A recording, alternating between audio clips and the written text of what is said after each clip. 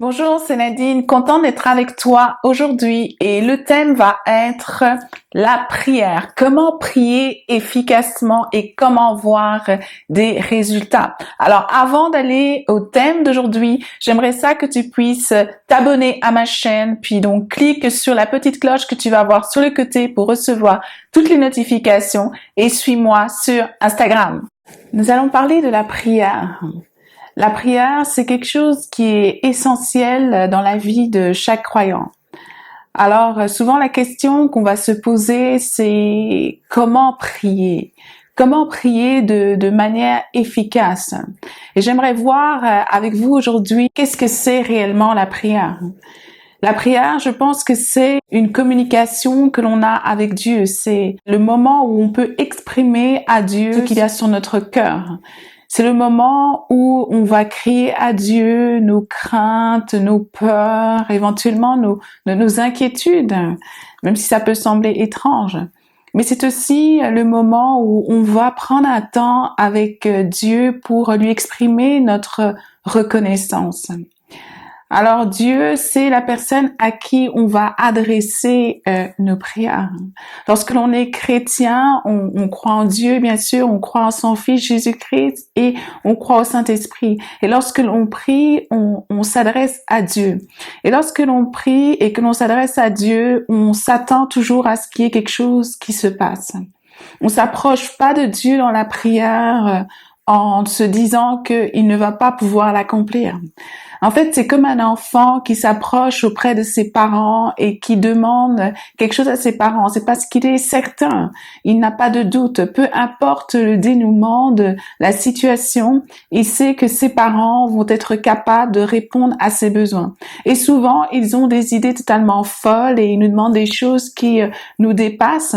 Mais c'est parce que pour eux, ils considèrent que leurs parents ou même que les adultes de manière générale ont des dispositions, des capacités vraiment extraordinaires et qui peuvent répondre à leurs besoins.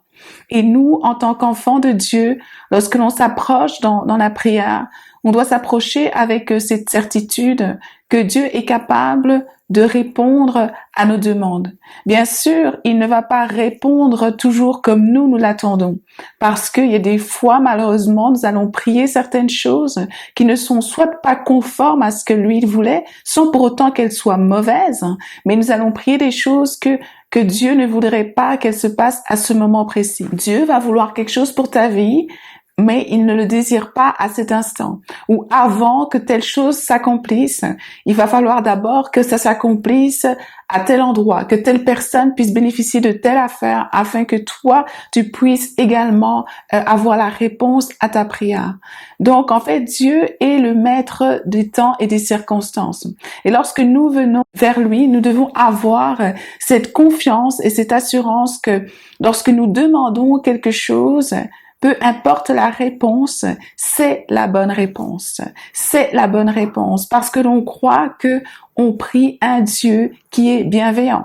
Dieu est bienveillant. Et lorsque l'on va vers lui, la parole de Dieu nous le dit en fait, lorsque on lui demande quelque chose, il ne peut que nous donner de bonnes choses. Il fait le parallèle avec nous les hommes et il dit lorsque un enfant vient à nous puis qu'il nous demande quelque chose de bon, qu'il nous demande du pain, on ne va pas lui donner un caillou. On va lui donner la chose qu'il nous a demandé parce qu'elle est bonne pour lui. Et lorsque l'on vient devant Dieu avec des requêtes qui sont bonnes et des requêtes qui sont louables, très souvent Dieu va les accorder. Alors, on doit avoir vraiment la foi que Dieu va être capable de répondre à nos prières. Mais aussi, comment on va s'adresser à lui? Est-ce qu'on va s'adresser à lui dans un lieu précis? Est-ce que nous devons aller dans un espace précis pour pouvoir prier Dieu? La parole de Dieu nous dit dans Matthieu 6, verset 6, il nous explique que lorsque l'on veut prier Dieu, c'est intéressant pour nous, c'est important pour nous d'aller à l'écart. Le contexte est un petit peu différent là, mais en réalité, c'est ce que Dieu veut. Il veut que nous puissions nous retirer pour pouvoir avoir un contact avec lui. Aujourd'hui, on est tout le temps fatigué, on a plein d'affaires à faire, il y a plein de choses qu'on doit faire, on a nos journées qui sont complètes et nos agendas qui sont complètement bouqués, mais Dieu veut quand même que nous puissions lui accorder un temps précis. Et je pense que on peut prier Dieu lorsque l'on fait notre vaisselle. On peut prier Dieu lorsque l'on est en voiture.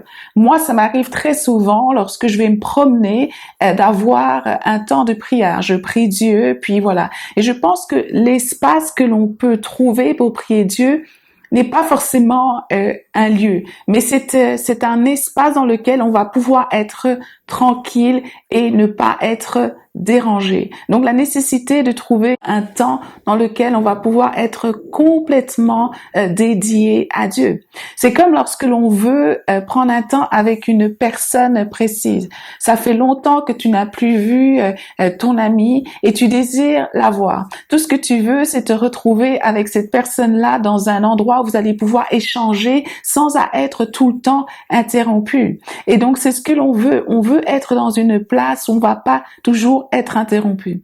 Et c'est sûr, la parole de Dieu nous encourage à prier sans cesse. Mais nous avons nos agendas, on travaille et on peut pas toute la journée avoir des temps à l'écart avec Dieu et prier. Mais on peut trouver un temps en matinée éventuellement où on va commencer à prier, où on va prier Dieu. On va remercier Dieu pour la journée qui va commencer.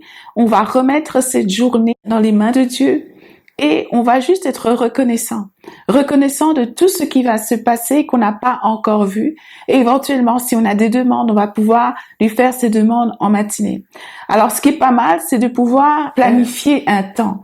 Parce que souvent, si on se dit, je vais prendre un temps, je vais voir comment ça va se passer, etc., je vais mettre un temps à mon agenda. C'est important de placer un temps à ton agenda.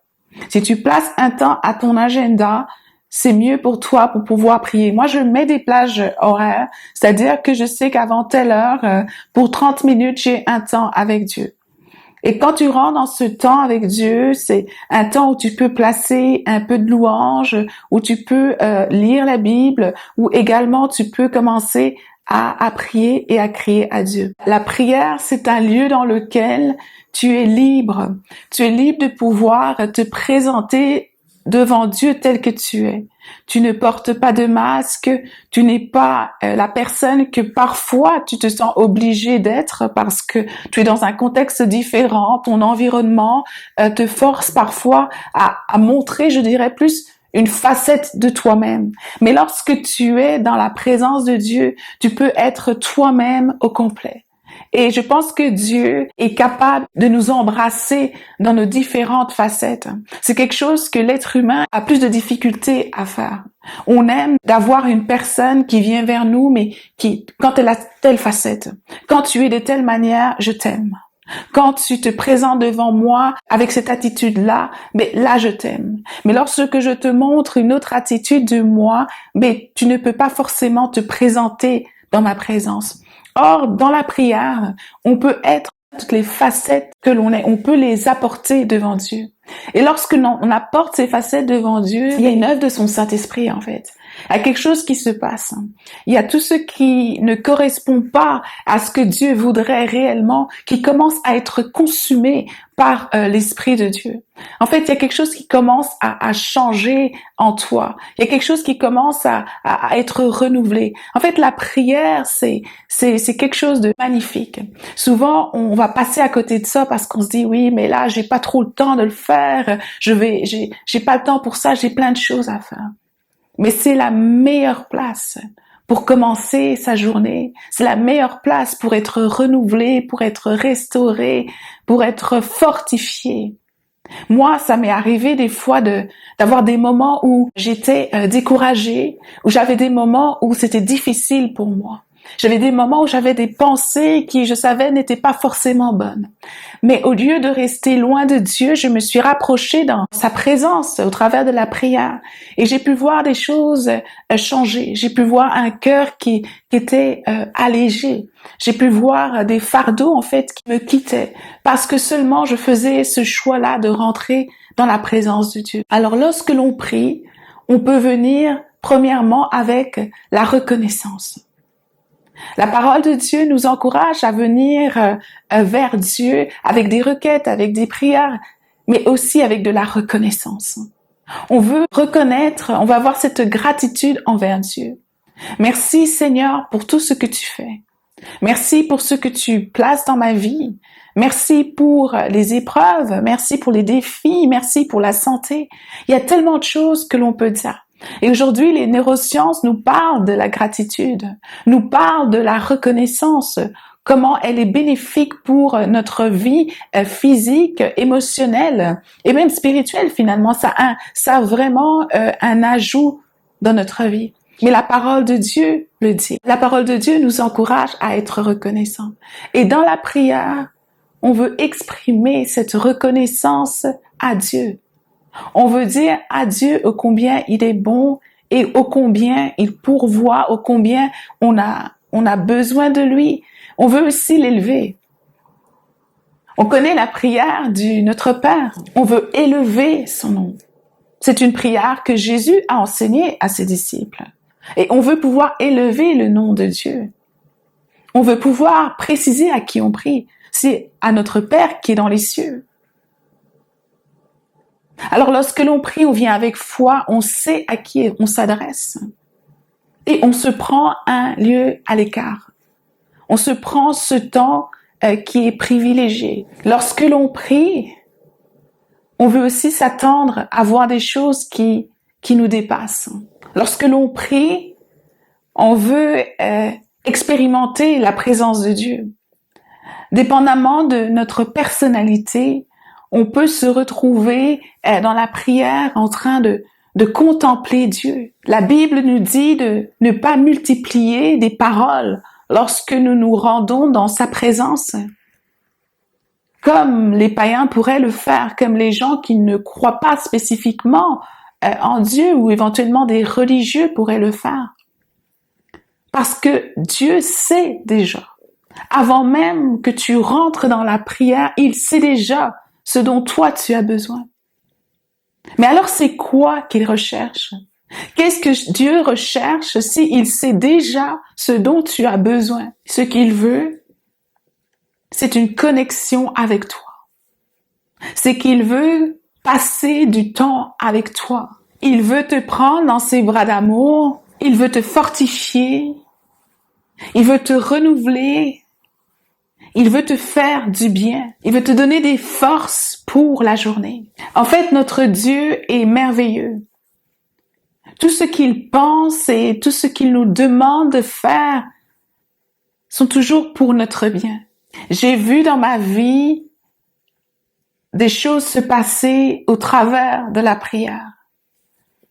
Des attitudes que j'avais changées dans la prière. Je me suis vue aimer des gens qui m'avaient fait du mal parce que j'étais dans la prière. La prière est puissante. Et d'ailleurs, lorsque l'on prie, on ne prie pas seulement pour nous-mêmes.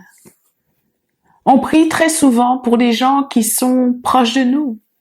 Hey, prie pour que mon frère, ça se passe bien dans sa vie, qu'il réussisse cet examen, qu'il ait cet emploi. Je prie pour mon enfant pour que ça se passe bien lorsqu'il va se rendre au travail ou lorsqu'il va aller à l'école, à l'université. Et Dieu nous demande également de prier pour nos ennemis. Et ça c'est difficile. Nos ennemis, c'est qui? Je pense qu'avant que ce soit des gens qui t'ont spécifiquement fait du mal, c'est peut-être tout simplement des gens que toi tu penses qui sont pas bien envers toi. Parce qu'on a toujours nos perspectives. Il y a des choses qu'on peut évaluer de manière objective, mais après, chacun a sa perspective.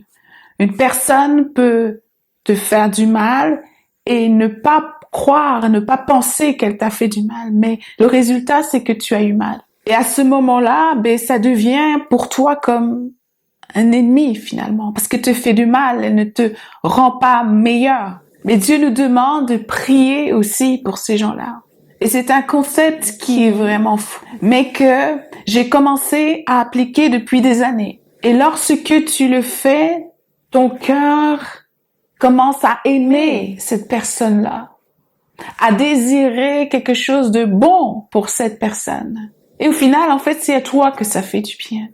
C'est toi que ça libère. Et ça, c'est dans la prière que ça se trouve. La prière est vraiment nécessaire. Parce qu'en fait, c'est toi que ça travaille, premièrement. Alors, quand prier? Est-ce qu'il y a un moment précis où nous devons prier? Je disais, tu peux prier le matin, c'est bien, et tu peux prier toute la journée. Pour moi, je me dirais que le matin, je prie, pendant la journée, ce sont des actions de grâce pour toutes choses. Et le soir, tu peux prier aussi. Et d'ailleurs, j'aimerais ça qu'on puisse parler de la prière avant de dormir. Il y a des gens qui prient un peu machinalement ou qui prient par rituel, des petites prières. Mais c'est bon de prier en sachant pourquoi on prie et de vivre cette prière-là. Et les prières que l'on fait avant de dormir sont parfois vraiment nécessaires. Je me souviens, lorsque j'étais enfant, je ne connaissais pas Dieu dans le sens que je savais que Dieu existait. Je devais avoir entre 8 et 9 ans ou 10 peut-être. Je savais clairement que Dieu existait. Je n'aimais pas ça prier. Je peux être totalement honnête, je détestais prier. Je n'aimais pas aller dans l'église ni à l'église. Lorsque venait le moment d'aller me coucher, c'était toujours assez terrifiant pour moi parce que mes nuits n'étaient jamais tranquilles. C'était toujours des nuits qui étaient plus ou moins agitées parce que j'avais toute forme de cauchemars où je vivais tous des moments qui étaient vraiment difficiles pour moi pendant la nuit. À tel point que c'était une lutte pour moi d'aller dormir. Mais je peux te dire que, au travers de la prière, il y a quelque chose d'extraordinaire qui s'est passé. Moi qui vivais des nuits complètement agitées, qui étaient oppressées d'une manière ou d'une autre, j'ai trouvé quelque chose de puissant dans la prière adressée à Dieu le Père. Et je voudrais prier pour toi. Et je voudrais prier avec toi dans ce que tu peux vivre aujourd'hui, que tu puisses être capable de prier chaque jour, et que tu sois capable d'être reconnaissant chaque jour pour ce qui se passe dans ta vie, pour ce qui se passe dans ton entourage. Que tu sois capable de prier pour ceux qui te persécutent, pour ceux qui te font du mal, qu'ils le sachent ou pas, qu'ils en soient conscients ou non. Et je veux prier pour ta vie de prière.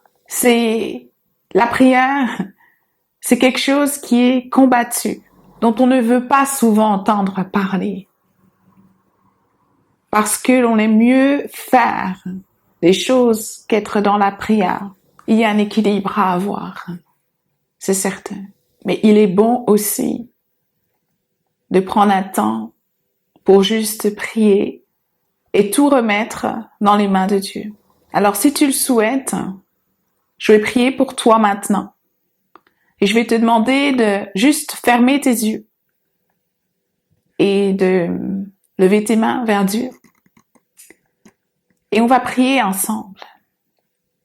Père éternel, mon Dieu, je te rends grâce et je te bénis de ce que tu es un Dieu merveilleux.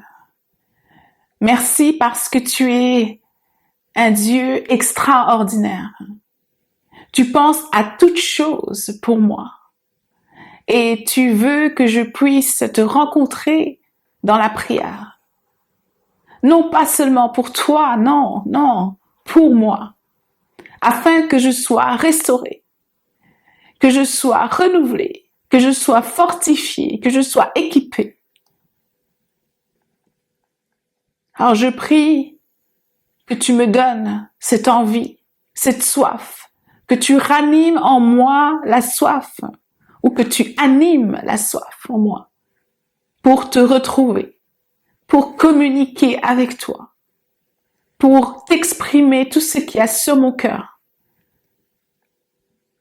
et pour être changé et transformé à ton image. Je prie que tu me gardes de m'éloigner de toi. Je veux me tenir près de toi, dans la prière, et que tu puisses faire ton œuvre en moi. Et ce pour la gloire de ton nom. Et c'est dans ton nom Jésus-Christ que nous avons prié. Amen. Alors j'espère que tu as aimé ce temps avec moi, que nous avons pu avoir l'occasion de prier ensemble. Alors je vais t'encourager à t'abonner à ma chaîne. Tu verras une petite cloche. Clique dessus pour recevoir toutes les notifications et suis-moi sur Instagram. À très bientôt.